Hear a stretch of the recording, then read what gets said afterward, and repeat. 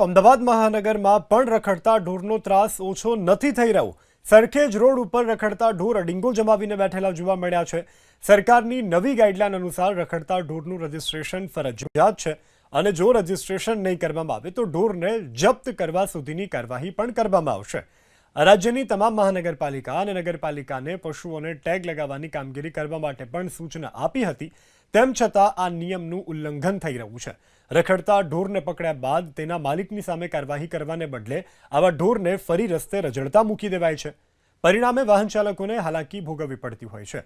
તો આ રખડતા ઢોરને કારણે ભૂતકાળમાં અકસ્માતની અનેક ઘટનાઓ પણ સામે આવી ચૂકી છતાં પ્રશાસન જાગતું નથી। હાઈકોર્ટની ફટકાર બાદ પણ સ્થિતિમાં કોઈ સુધાર આવ્યો નથી। રાજ્યના અનેક શહેરમાં રખડતા ઢોરનો ત્રાસ છે ને આ રખડતા ઢોરને કારણે ક્યારેક અકસ્માતના બનાવો બને છે તો અનેક લોકો પોતાનો જીવ ગુમાવે છે। ગુજરાત હાઈકોર્ટ દ્વારા રાજ્ય સરકાર અને સ્થાનિક તંત્રને ફટકાર લગાવ્યા બાદ રાજ્ય સરકાર સફાળી તો જાગી હતી, પણ છતાં કોઈ પણ ઢોરનું રજીસ્ટ્રેશન